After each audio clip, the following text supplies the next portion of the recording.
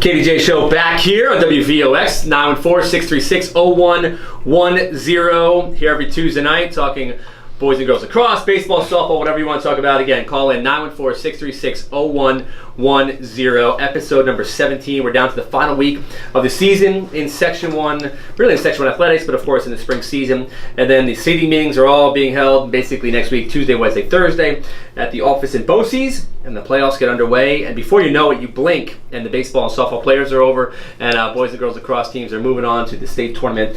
A team that I'm sure is imagining themselves going pretty far into the state tournament is our guys who join us in the studio right here, right now, and that is the Rye Lacrosse squad, joined here by three seniors, Billy Chabot, Peter Chabot, Owen Hull, and a couple sophomores, Brendan Lavelle and Emmett Carroll. Guys, thanks so much for coming in. Billy, let's take the lead here. How's everything going overall with the team? Obviously, a nice, beautiful day, no real practice. How's everything going? Everything's going pretty well. You know, we're trying to get our confidence up going into playoffs, and you know, we just go into practice every day with the hard work mentality that you know, come 5/29, we got to have the best team possible, and that's the section championship. You guys coming off a win on Monday over Fox Lane, 13-5. You obviously reached a milestone in that game, 150th career point, 121 goals, 32 assists. You don't pass the ball very much, but that's fine. You just a milestone like that. I mean, a number 150. What does that mean to you? It means a lot, but it really just shows like how great all my teammates are and my coaching staff. I've been blessed to have Coach Lanning, Coach Otto, Coach Burke, and like these teammates here. And yeah, I was happy to reach the milestone, but I couldn't do it without all the help. Peter, how many goals do you have, Peter Chabot? As of now, I'm not sure. Not as many as your brother. Yeah, not as many. No, all right. I'm sure I'm telling. Let's get a little feel for what sort of excitement level you had. Did you at least like the Rye Lacrosse tweet when they tweeted about him yesterday? Yeah, I mean, obviously, like when my brother has an accomplishment like that, I'm really happy towards him. A little bit envious, but I mean, I've got my own things with face-offs and stuff like that, so you can't really compare. Well, let's talk about the team in general. You guys have won 4 games in a row after back-to-back losses to 2 very good teams with Pleasantville and Aona Prep. So, just what's been the key in these last 4 games? I mean, these last 4 games, I think the key really has just been the offense connecting, finally making that one more pass to the doorstep to finish instead of shooting from the outside, and then also the defense finishing plays and finishing clears. We have Owen Hull in here, and he's one of the players here from the Rye Lacrosse squad. 914-636-0110. KDJ Show here. Kevin Devaney Jr. Owen Hull, he's one of the best. He was one of the best offensive and defensive linemen in Section 1 football. And he walks in here, and I'm like, man, he's like a trim guy. You don't walk around looking like a lineman. So let's talk about lacrosse. How have things gone for you personally this season? And obviously, you're off to Syracuse next year. Just take me through your senior year. How things have gone? Things have gone very well. Each day, we've just been coming in and out as a defensive squad, just trying to get better. Trying to correct each parts of the game, no matter if it's clearing, setting checks, or just catching and throwing. The physical aspect of the game probably comes very easy to you, right? In terms of just laying guys out, is that something you're known for? I definitely enjoy hitting people, but if they run past you, then the play's over. So. That's all that really matters. Take me through the dynamic of this team. Obviously, you have very good seniors, very good senior leaders in this team, but we have some young guys here. We usually don't bring many young guys in, but I think these 2 guys have earned it this year in Brendan Lavelle and Emmett Carroll. But just take me through how the young guys have come along. Well, from the beginning of the year, our coach made it clear that everyone's a captain and everyone on the team should walk around as if they are a captain and say stuff and make sure that each player is held accountable for doing what they're supposed to do. But definitely having Brendan and Emmett being more of like leaders this year towards everyone, because they're both amazing players and kids look up to them if they are playing bad or if they're playing good. And so this is what happens when we have 5 players in the studio. And also we have Kyle Gardner here, who's basically like the guy who gets everyone's attention on social media for Rye Athletics. He did such a great job in basketball, doing girls lacrosse, boys and girls basketball as well, now obviously boys lacrosse. And we make the sophomores share a mic. That's pretty much how it works when you guys come in here. There's been many great Lavelles to come through Rye High School, especially in recent years. How does it feel to be the first Lavelle on the KDJ Show? It's actually feeling really good. Yeah. Hopefully a lot more come through. Yeah. And hopefully we can just keep it going. You obviously, it's your older brother, it was TJ, and your cousin's Declan. And just tell me about the family dynamic at Rye, and then how you guys have kind of taken over in a lot of ways. It's kind of a good family competition. We're always trying to beat each other out, but we're always supporting each other. We're at every game for each other, as many as we can get to at least. Yeah, it's just a good competition that we have together. Emmett, Carroll, obviously this team is comprised, as we said, of veterans and guys. How have you been able to make your presence felt? Is it just performing and just, keep quiet and perform? Is that what it is? No, I mean, a combination of that, and I just feel really comfortable around the guys on the defense and the offense. They made me feel like I can just play as best as I can and go out there and do it every day with the team. You guys have Harrison is your final regular season game. Is this something that you guys welcome that? If you could make the schedule, would you put Harrison as the last game before the playoffs, Billy? Yeah, I probably would have done that. Going to their field always brings back memories from football, and playing under the lights first time is going to be huge. It's a league game, and it's Rye Harrison. So can't get any better than that. I had a great source today call me about 9 o'clock this morning to tell me that the Rye Harrison game was moved to Sunday. That is Luke. Luke came through. He was whispering on the phone. I was wondering if he was huddled somewhere. He overheard this information, but the Rye Harrison game moved to Sunday, October 7th. So a little bit late in the Section 1 season. So pretty cool that the Rye Harrison game. Does Rye Harrison lacrosse do as much for you guys in your gut as Rye Harrison football? I mean, I'd say when it comes to the community, it definitely doesn't get as much backing, but whenever you have a Rye jersey on and the other team has a Harrison jersey on, you're going to go out there and you're going to give it your all, and a loss is not acceptable.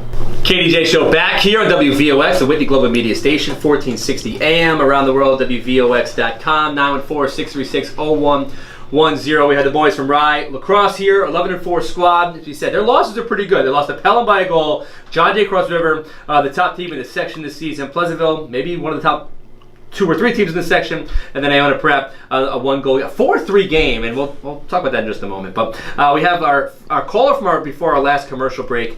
I wanted to ask the Rye guys about the team coming together, what's been the key. So I'll turn to the sophomores and let these guys, let Emmett and Brendan handle. What do you think from what you've seen is been the key? What's been the number one thing as to why this team is playing so well down the stretch? I think it's just coming to practice every day and treating it like it's a game, because it's the best way to prepare, and coming in and competing as hard as we can and treat every day like it's 5-2 nights. We can work up to that moment. You guys lose to Iona Prep last week, 4-3, as low scoring a lacrosse game maybe has ever played. How did that happen? Is that just the way Iona Prep plays? Is that the Catholic League style of play? It's a little bit slower tempo? I attribute to 2 really good defenses. Okay. Both goalies played really well. Emmett stepped up huge for us. They have a good goalie too, and we weren't hitting our shots. And sometimes that's a good thing, because it makes us take a step backward, humble ourselves, and go to practice again with that hard work mentality that we got to get better. And Billy Chabot, Peter Chabot, Owen Hall, Brendan Lavelle, Emmett Carroll are the boys joining me here from Rye High School today, and of course they come into the parking lot, and I see this big pickup. And I'm thinking to myself, was this for the back roads of Rye? I mean, what is the story with the pickup? The pickup, so it's actually kind of a funny story. I've always been in love with pickup trucks. Okay. When I was about 14 years old, I went onto my dad's cell phone and set his background as a pickup truck. Okay. And just in hopes that he would someday buy me one. And it turns out my uncle owns a Chevy dealership in Massachusetts, and I was surprised with one when I got my license, so it was pretty awesome. So the 5 of you guys managed to just kind of squeeze into this? I mean, there's a ton of room back there. Okay. Not on the back. You guys were on the bed. You were in you guys were in the actual car. Obviously, Kyle Gardner also joining us here today, and let's talk about Kyle for a second. And Peter, you obviously saw what he did and how he built the profile of the Rye boys basketball squad. They were, they had that great season. How much has he done, do you think, for Rye athletics in general this year, his senior year?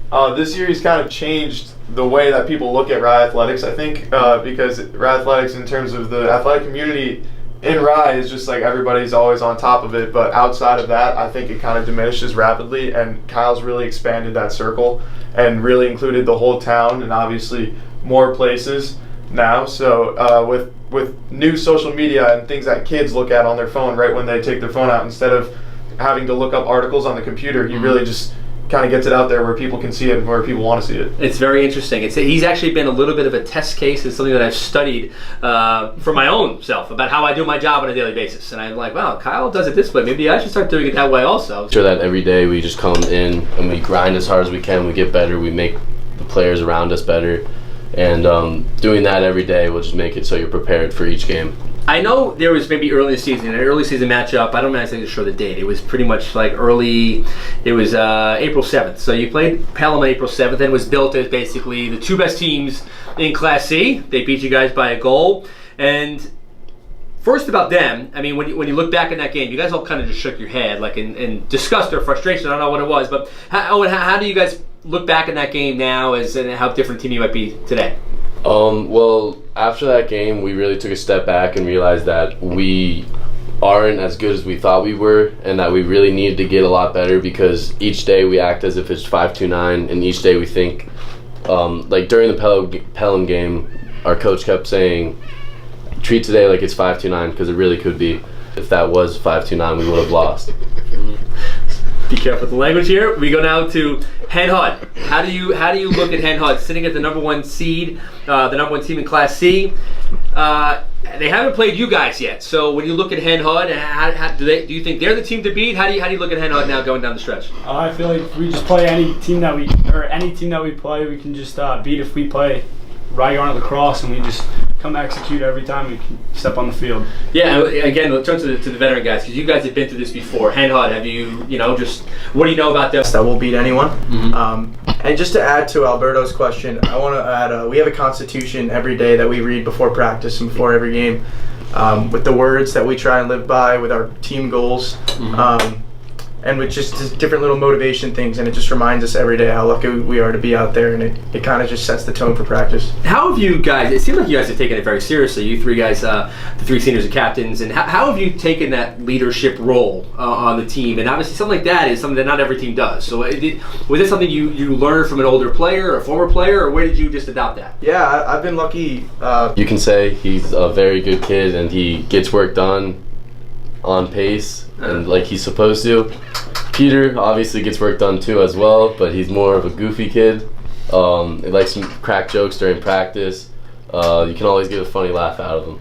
And obviously one's going to Dartmouth, one's going to Cornell, so you think 2 Ivy League guys. Yes. But and you're saying that they're similar in ways as well? Definitely. I mean, they were both raised very well. Their mom did a very good job at making sure that they're good young boys. And I'd say that they're similar because, I mean, they both grind. Every day they come in, they do work, and they make sure that they get stuff done. And Billy, I know you're a pretty rabid sports fan. Yeah. And like all levels, college, pro, and everything. Yeah, pretty much. Your brother is not as Peter. You're not as much. Yeah, no, not really. Why not? And tell me why. I thought your answer was very good. It's because I really enjoy playing the sport, not as much watching it. Yeah. Well, you knew that Baker Mayfield was the number 1 pick in the NFL draft. They were grilling you during our last commercial break, and we're going to let you guys stick around to the next commercial break if you guys like. I think we're having fun here, and we'll ask some more questions. We'll get into things about like Rye baseball. How is Rye baseball 13-0-1? Is it putting pressure on you guys? Is there a friendly rivalry here? What's been the key what's the synergy between the baseball? I know a lot of guys play other sports together, so we'll talk about that. And then I'll get into a little bit more baseball. We'll finish up here with the lacrosse side of things at Rye High School. KDJ Show here, 914-636-0110. Want to hear from you after the break. Coming back with the Rye team in just a moment. 60 AM around the world and WVOX.com, 914-636-0110. WVOX, a Whitney Global Media station. I have to say that, pretty much out of every break. Coming out of this break, we're going to talk about my top 10 baseball teams before we get back to the Rye Lacrosse guys. Top 10 in baseball, we'll go through very quickly. Mamaroneck, keeping them at number 10 despite having a sub-500 record. I think the pitching has been really good. I think that's what's going to carry them. They have a chance. Joined here by Billy Chabot, Peter Chabot, Owen Hull, Brendan Lavelle, and Emmett Carroll. Thanks so much for you guys coming in. Now let's talk about Rye baseball for a moment. I know there's no rivalry. I know you guys don't get along, especially some of you are related to some of the guys in the teteam. Brendan, let's talk about Declan and the way the Rye baseball team has performed this season. I know you can't catch a lot of their games, but 13-0-1 is pretty solid. Yeah, they're doing great this season. They're all stepping up, playing like they're all seniors pretty much. They're just doing well this year. Yeah, those 2 guys that played last year as freshmen, and so you guys know what that's all about. And Emmett, let's bring you back in as well. I mean, let's look at this down the stretch here for Rye and Pleasantville. You played Pleasantville. You've played John Jay Cross River, and you've played a tougher schedule. How much does a difficult schedule prepare you guys now down the stretch? It's everything for us. Just like we said, prepares us the way we play in practice prepares us for those games, and then come out and play the best competition possible, and it's going to help us down the stretch, and hopefully we'll be prepared come playoff time. Billy, you guys with playing Pleasantville. They were Class C last year. They dropped down to Class D. Right. Were you heartbroken by that, or were you excited by that? And what is your initial reaction when you heard they're not in the same conference anymore? It's always good to have good competition, but we know that they're a good team. We have a lot of respect for them. I'm rooting for them in Class D, but I would have liked to have them in Class C. As a competition. We had a really tough game versus them. But coach was really proud of us. How we went down huge in the beginning and then came back, got within 1 goal. But I like those guys. And obviously, you're very familiar with the guys from John Jay Cross River. We had them in the studio a few weeks ago. Tommy Beebe, Shai, Right. Kachadurian. You play summer ball with those guys? Yeah. And just tell me about the dynamic of they're in football too. Did you guys play football? No, you didn't. You Not this year. never played head-to-head in football. But what's the dynamic between the guys and the teams? Yeah, so the John Jay game's always pretty interesting because their assistant coach is actually our club coach as well. Okay. And we play with those guys. So while unfortunately they've gotten the best of us, it's always a fun game going against good friends. I think it's great that we have this friendly competition. Peter and Owen, were you guys surprised when you saw the score that Friday night early in the season that John Jay beat Yorktown? I mean, mighty Yorktown losing a regular season game like that? Personally, I wasn't really surprised at all. I mean, our pre-season scrimmage against Yorktown, I believe we tied them.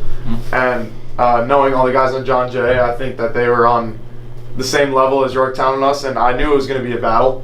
But John Jay's senior class also is a pretty great class, and I had a feeling that they were going to win the way they were playing. Oh, and I know you follow it for the most part, but it seems like a lot of the best football players were also a lot of the best lacrosse players as well. So do you look at these other rosters and have good familiarity with these guys, especially guys in Yorktown who you played in the playoffs in football?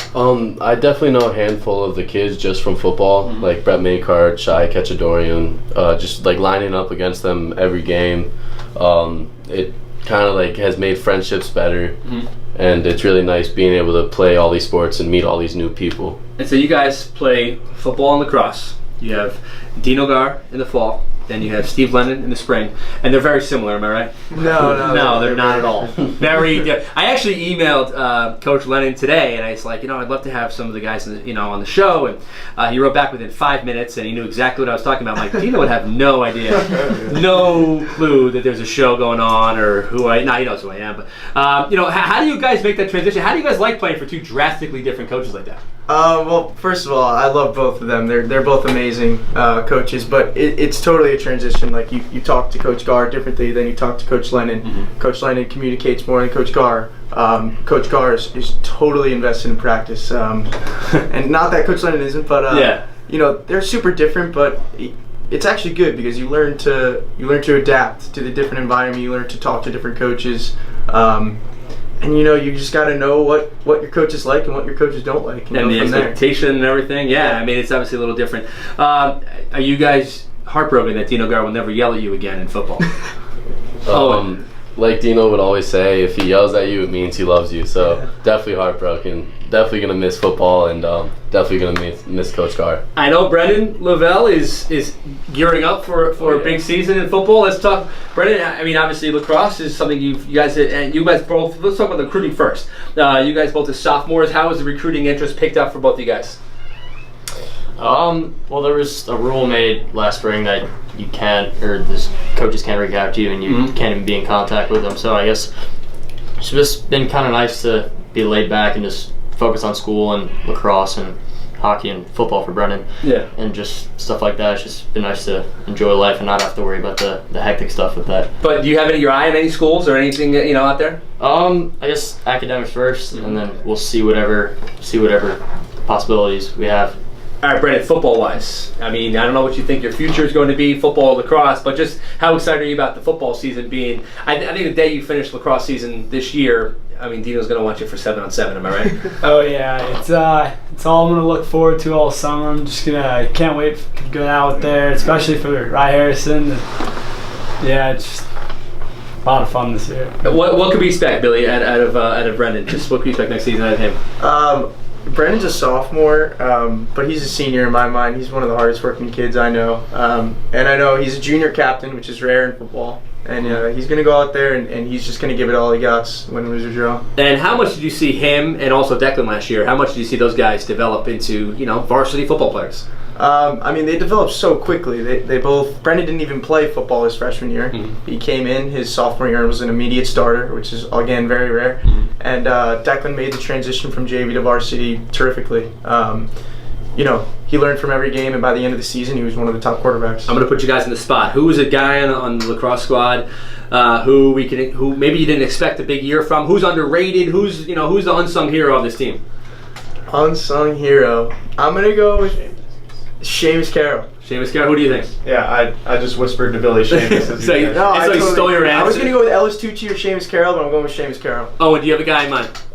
I agree, definitely Seamus Carroll. He stepped up. We lost three really good attackmen last year, and he was able to step up this year and really give something else to our team that we didn't have. I usually keep guests on for 2 commercial breaks. I kept you guys on for 3. You guys were awesome. I want to thank the right players for coming in this week. Billy Chabot, Peter Chabot, Owen Hope, Brendan Lavelle, Emma Carroll, and of course Kyle Gardner for coming in here and capturing it all on his camera.